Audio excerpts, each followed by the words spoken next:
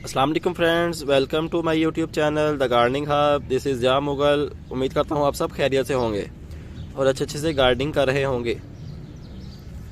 आज की वीडियो में हम बात करेंगे पानी के ऊपर के प्लांट्स की जो मेन रिक्वायरमेंट है, पानी वो हमें कितना देना चाहिए अपने प्लांट्स को। तो आए वीडियो स्टार्ट करते हैं। जी तो दोस्तों, आप सभी को पता है कि अगर तो हम अपने प्लांट्स को पानी देते रहेंगे तो उनकी ग्रोथ जो है वो चलती रहेगी। तो अब मेन जो क्वेश्चन आ जाता है, मेन जो प्रॉब्लम आती है वो ये आती है कि हमने किस प्लांट को कितना पानी देना है और किस प्लांट को कितना पानी देना है। मीन्स के सब प्लांट्स को हम एक जितना पानी नहीं दे सकते। कुछ प्लांट्स को ज़्यादा पानी देना पड़ता है, कुछ प्लांट्स को कम पानी देना पड़ता है और कुछ को तो पानी ना भी दें तो उनकी ग्रोथ जो है वो चलती रहती है। तो आज हम इसी बारे में बात करेंगे। तो हमें जो है थोड़ा सा नॉलेज लेना चाहिए प्लांट्स के बारे में। अगर हम नर्सरी पे जाते हैं तो नर्सरी वाले से पूछ लेना चाहिए, नहीं तो घर आके उस प्लांट का, अगर नर्सरी वाले आपको गलत बताते हैं तो आप जो है उनसे प्लांट का नाम जो है वो पूछ सकते हैं। प्लांट का नेम आप घर आके गूगल कर सकते हैं और गूगल पे उसकी केयर के बारे में देख सकते हैं कि उसे कितना पानी चाहिए। तो थोड़ी सी मेहनत के साथ, थोड़ी सी लगन के साथ ही प्लांट्स की केयर जो है वो की जा सकती है। अगर हम कैक्टस प्लांट को ज़्यादा पानी दे देंगे तो हमारा प्लांट जो है वो बिल्कुल ही डेड हो जाएगा, गल जाएगा। अगर हम हाउस प्लांट जो हैं उन्हें बहुत कम पानी देंगे तो वो उनके पत्ते जो है बर्न होना स्टार्ट हो जाएंगे और एक टाइम आएगा कि हमारे प्लांट जो हैं बिल्कुल ही डेड हो जाएंगे। तो हमें एक बैलेंस बना के रखना पड़ेगा कि जिन प्लांट्स को ज़्यादा पानी चाहिए उन्हें हमें सेपरेट रखना पड़ेगा, जिन प्लांट्स को मीडियम पानी चाहिए उन्हें सेपरेट रखना पड़ेगा और जिन प्लांट्स को बिल्कुल ही कम पानी चाहिए उन्हें भी सेपरेट रखना पड़ेगा।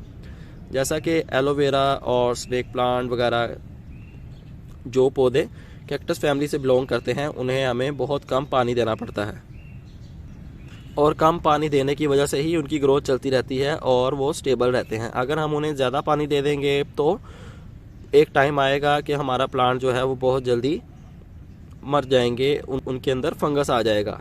तो जो हमारे हाउस प्लांट होते हैं उन्हें हमें कितना पानी देना चाहिए, जैसे कि गुलाब, मोतिया वगैरह, तो उन्हें हमें इतना पानी देना चाहिए कि जब ऊपर वाला सरफेस एरिया उनका ड्राई हो तो हमें उन्हें पानी देना चाहिए। अगर तो ऊपर वाला सरफेस एरिया उनका दिन में 2 बार ड्राई होता है तो आप 2 बार पानी दें। अगर 1 बार ड्राई होता है तो आप 1 बार पानी दें। अगर उनका ऊपर वाला सरफेस एरिया हफ्ते बाद ड्राई होता है तो आप हफ्ते बाद उन्हें पानी दें।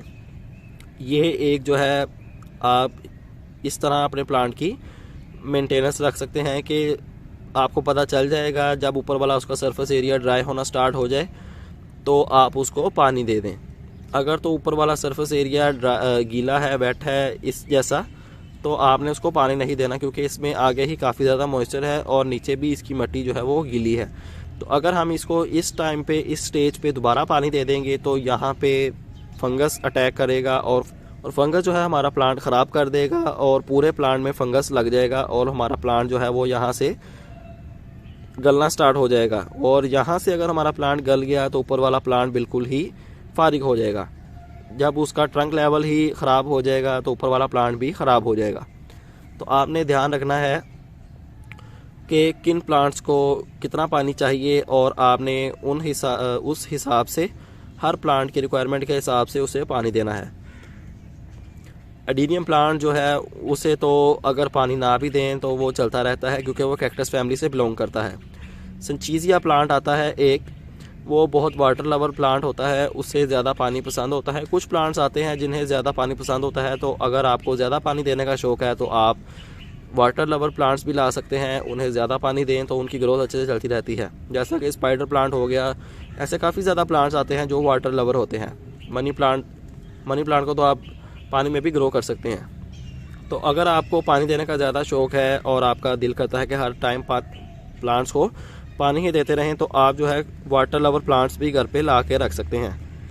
हर प्लांट की रिक्वायरमेंट पानी की जो है वो डिफरेंट होती है, तो आप जो है हर प्लांट को उसकी नेचर के मुताबिक, उसकी रिक्वायरमेंट मुताबिक ही डील किया करें। तो उम्मीद करता हूँ आपको वीडियो पसंद आई होगी। ऐसी ही अच्छी और इन्फॉर्मेटिव बड़ी वीडियोस देखने के लिए हमारा चैनल सब्सक्राइब कर लें और बेल आइकन भी प्रेस कर लें। आपसे मुलाकात होगी इंशाल्लाह नेक्स्ट वीडियो में किसी नए टॉपिक के साथ। अपना ख्याल रखिएगा, तब तक के लिए अल्लाह हाफिज़।